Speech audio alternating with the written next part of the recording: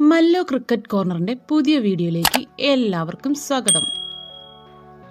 Women's premier ലീഗിൽ തകർപ്പൻ വിജയവുമായി Mumbai Indians. ആവേശകരമായ പോരാട്ടത്തിൽ 7 വിക്കറ്റിന്റെ വിജയമാണ് ഗുജറാത്തിനെതിരെ മുംബൈ സ്വന്തമാക്കിയത്.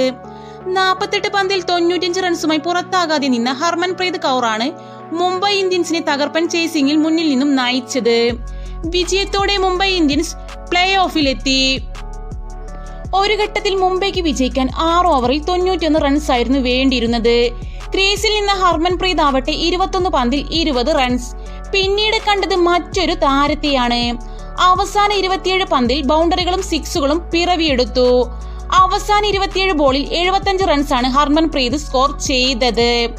അവസാന ഓവറിൽ 13 റൺസ് വേണമെന്നിരിക്കെ 6ഉം 4ഉം അടിച്ച് ഹർമൻപ്രീത് കളി മുംബൈക്ക് അനുകൂലമാക്കി. ഈ ഒരു തകർപ്പൻ ഇന്നിംഗ്സിൽ 10 4ഉം 5 6ഉം നേടി. യാസ്തിക ഭാട്ടിയ 36 പന്തിൽ 49ഉം നിർണായക പ്രകടനം നടത്തി. ആദ്യം ബാറ്റ് ചെയ്ത ഗുജറാത്തിനായി മൂണി 35 പന്തിൽ 66ഉം ഹേമലത 40 പന്തിൽ 74ഉം എന്നിവർ മികച്ച പ്രകടനം നടത്തി.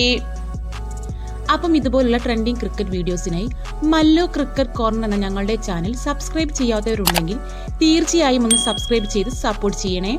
അപ്പോൾ അടുത്ത വീഡിയോ കാണുന്നതുവരെ ബൈ.